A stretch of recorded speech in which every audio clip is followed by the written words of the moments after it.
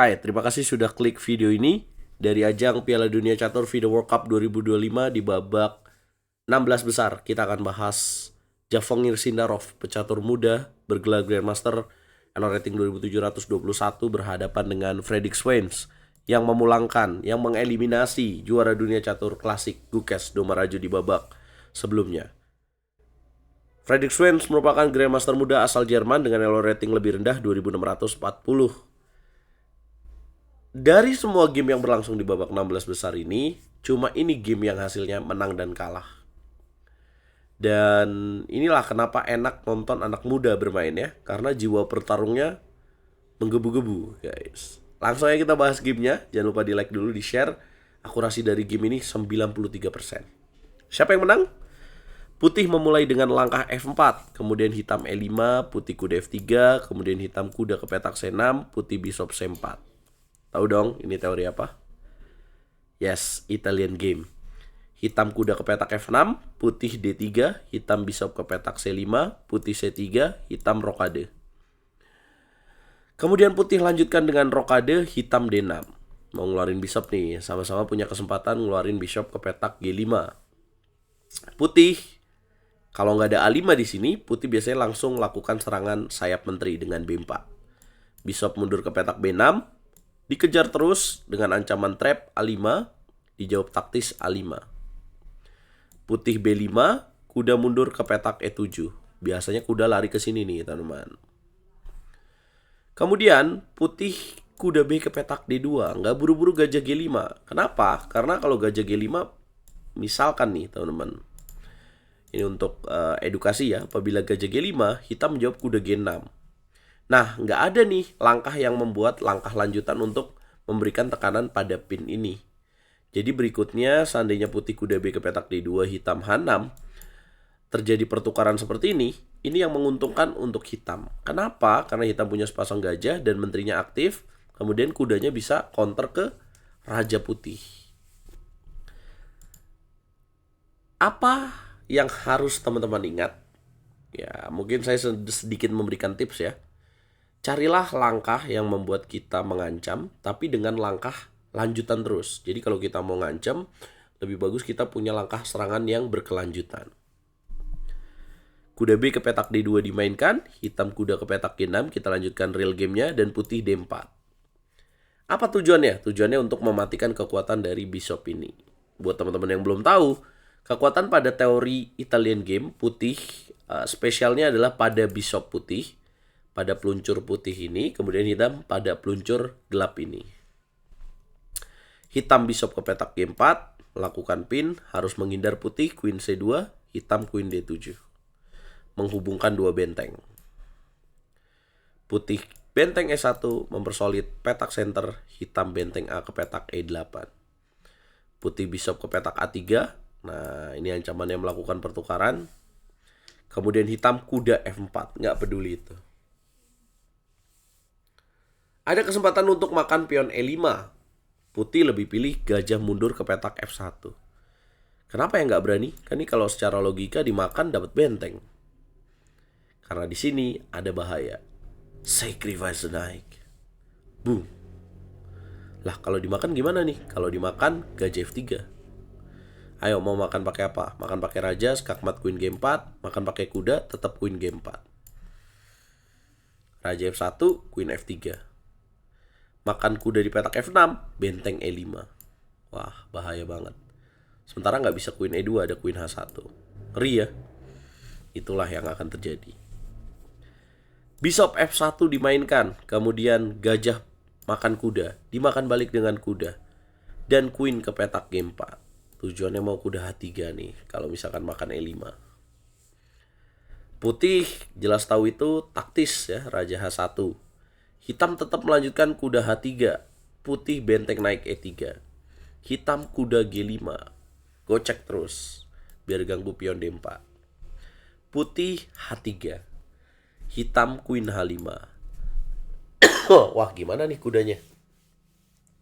Langkah ke-20, Sindarov melakukan pertukaran kuda. Harus dimakan ya, kalau makan sini dulu ada benteng G3, kejaga kudanya. Queen makan G5, putih benteng D1. Queen mundur ke petak G6, Bishop D3. Dikasih lagi pionnya. Bahaya nggak? Kalau dimakan, ide dari putih adalah makan kembali apabila Bishop makan D4, E5. Discover attack, dapat kuda. If you wondering kenapa nggak langsung aja E5 kan dapat kuda. Ini lagi ngancem soalnya. Ya. Nggak bisa. Hitam akan berani seperti ini. Nih. Tuh, bahaya. Atau jangan makan. Ya. Ada lagi nggak? Ya makan aja lebih bagus ya. Nah, nggak berani lah. Makannya makan dulu. Nah, di sini momen krusial ya. Memang sudah unggul buat putih. Ya, karena buah putih lebih menekan. Harusnya di sini langkah terbaik hitam adalah Queen G5 atau Queen H5. Tapi hitam melakukan kesalahan dengan kuda H5. Kenapa tuh salah? Ya kudanya walau tujuannya mau ke petak F4 ya. Kemudian putih stop dengan G3. Jadi kurang bagus kudanya. Lah, ini dikasih pionnya. Ya dikasih. Apabila dimakan lagi. Apabila Bishop makan D4, E5. Queen ke petak H6, gajah berani untuk melakukan pertukaran ini. Dimakan lagi, makan benteng D4. Ini pin. Kalau dimakan pion E5, maka jawabannya gajah makan sini. Ini pin. Nah, itulah jawabannya. G3 dimainkan, hitam benteng E7. Gajah mundur ke petak B2 kali ini. Kemudian benteng menambah tekanan dengan teknik baterai. Putih juga menambah penjagaan pada petak E4 dengan benteng geser. Kemudian hitam Queen F6, putih King G2. Dikasih lagi. Bahaya nggak kalau dikasih sekarang? Kalau dimakan, maka jawabannya makan lagi. Apabila dimakan, maka jawabannya benteng F3. Queen menjaga ke petak E5, ada benteng F5. Rugi ya. Masih pion racun guys. Queen ke petak E6 akhirnya. Dan benteng ke petak F3. Hitam kuda F6. Melakukan pertukaran pada petak E5 akhirnya. Dan hitam ya bingung ya di sini. Gak mau makan malah pilih kuda ke petak D7. Kalau makan pakai Queen, kira-kira apa yang terjadi? Ada dorongan C4 ya.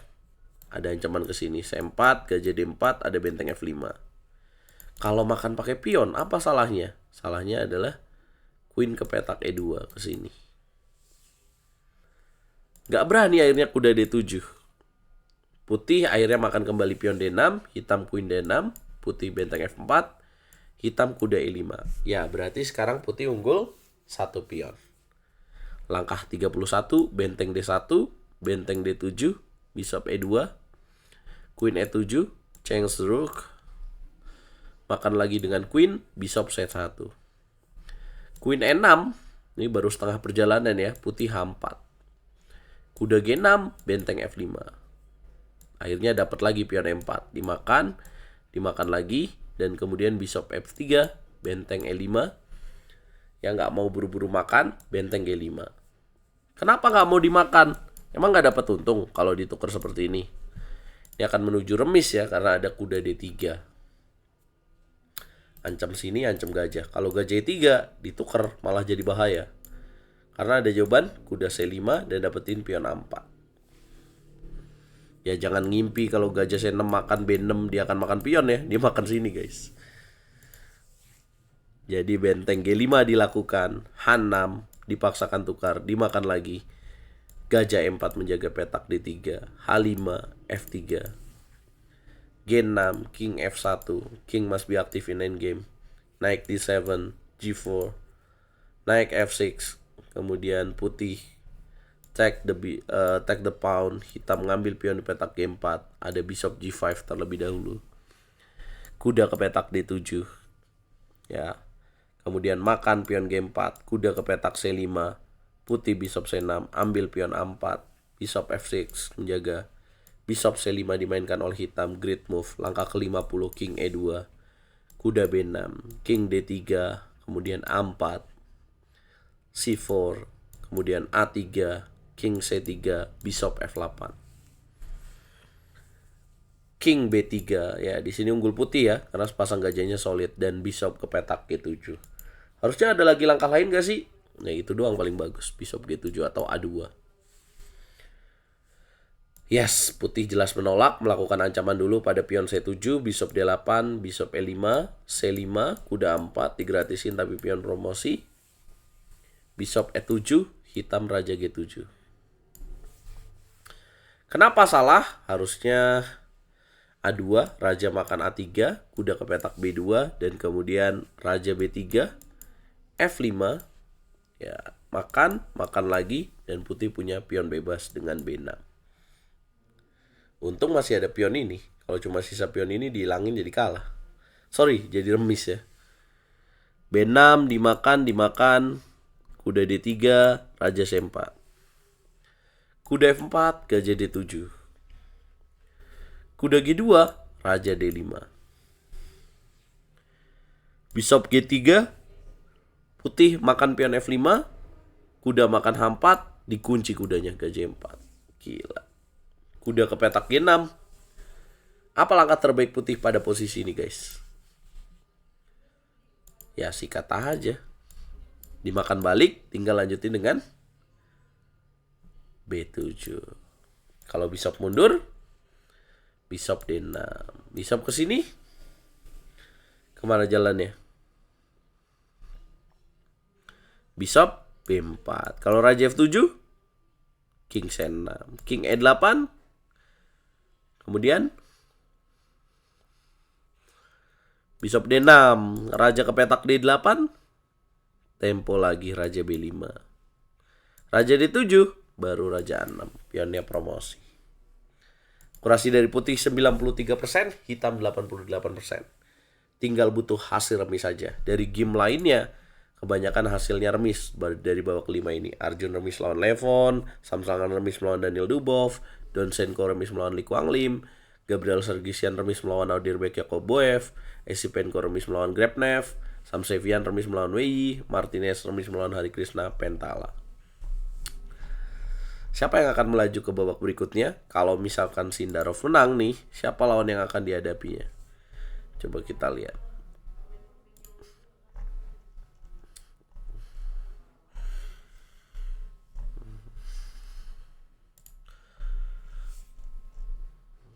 Ya, Sindarov akan bertemu antara pemenang Jose Martinez dan Hari Krishna Pentala. Wah, bisa masuk terus nih. Siapa kira-kira yang akan menang, guys? Jangan lupa like, share, komen, dan subscribe. Nah, gini dong.